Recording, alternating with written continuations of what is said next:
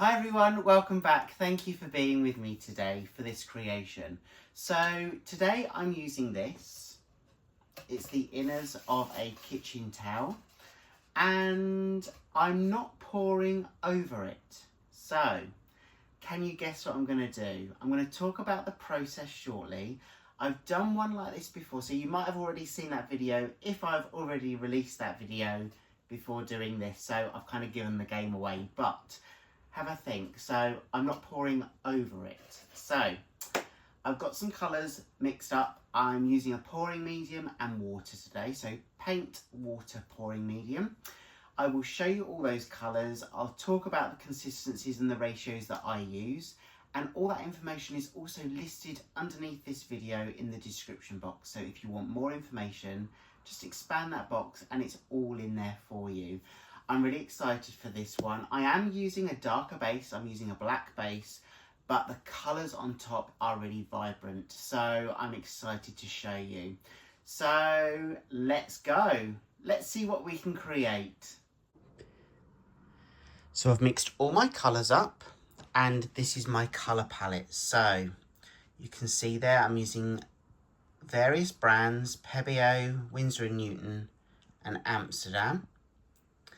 So I've got a red, I've got a violet light, I've got a gold, a couple of greens, well 3 greens in fact. But one of those greens is the metallic green, so that's one of my favourites at the moment. I've mixed them all up. I've got a black base. This is just Lamp Black by Amsterdam. 1 part paint, 1 part water, 3 parts pouring medium. You can see that it trickles off the spatula, leaves a slight trace before disappearing. And that's the same with all of these paints. So they are mixed with a pouring medium and water. But yeah, it's a really nice sunny warm day here in the UK today, so this creation will probably dry within the day. But that's my colour palette. They're my paints.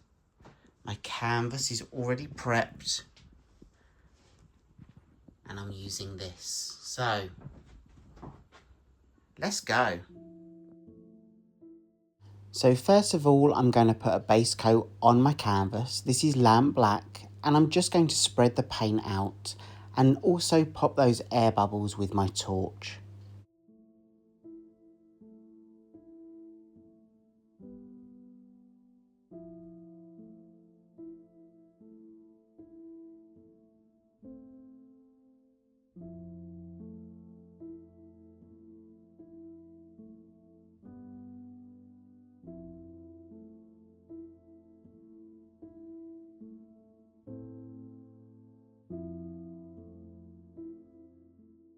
So this cardboard tube is the innards of kitchen towel. So I'm reusing this and I'm not actually pouring over it.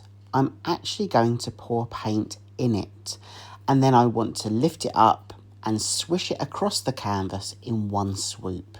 So the idea is a little bit like an open cup where I place the paint within that holder and then I'm going to release the paint all at once.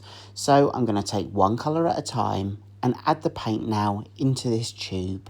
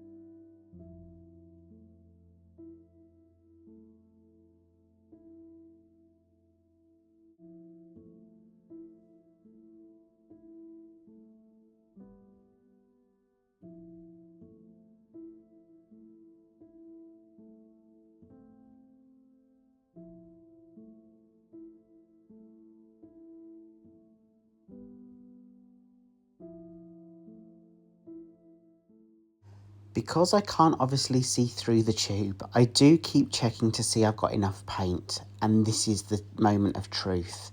I'm just going to swish that just once.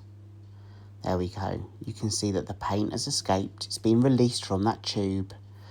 And now I'm just going to see what happens, how it reacts with that black paint. And I'm also going to use my torch to pop any air bubbles.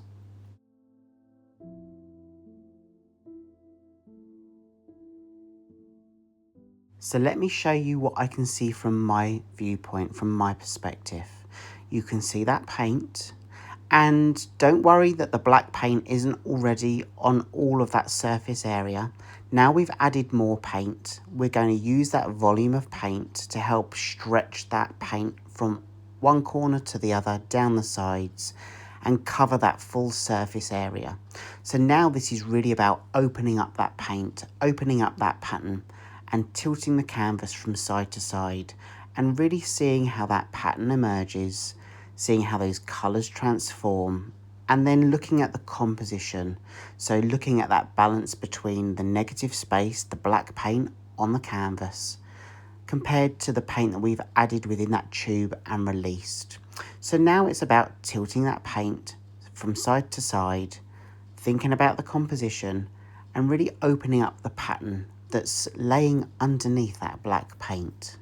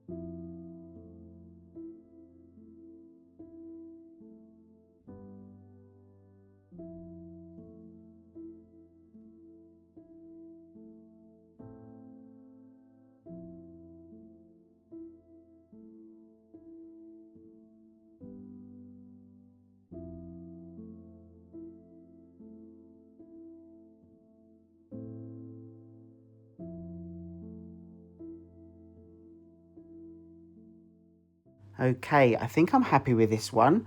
I am going to leave this to dry. I'm just going to use my torch one more time to pop the air bubbles and also encourage any natural cell formation. I'm going to take you in for a closer look. I'll of course show you the wet version.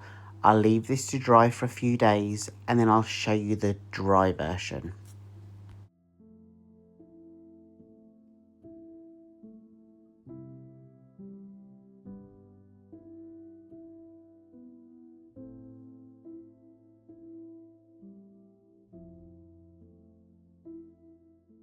I do apologise that you can probably see a fair amount of glare on this piece. It's a really beautiful sunny day outside, and I can't stop some of that reflection that you can see.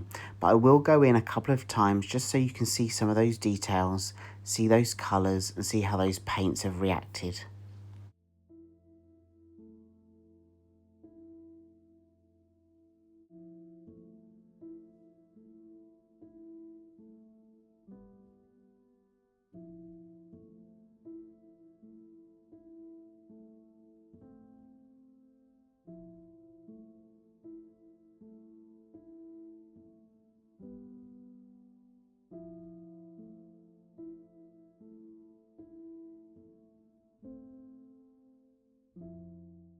And here's the dry version.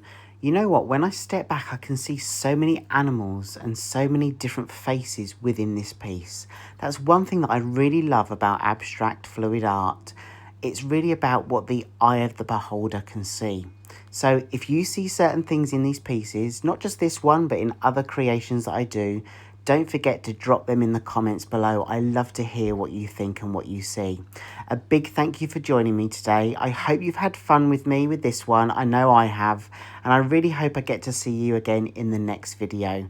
Have a great week ahead, everyone. I'll leave you with some of these details. Take care and I'll see you soon. Bye.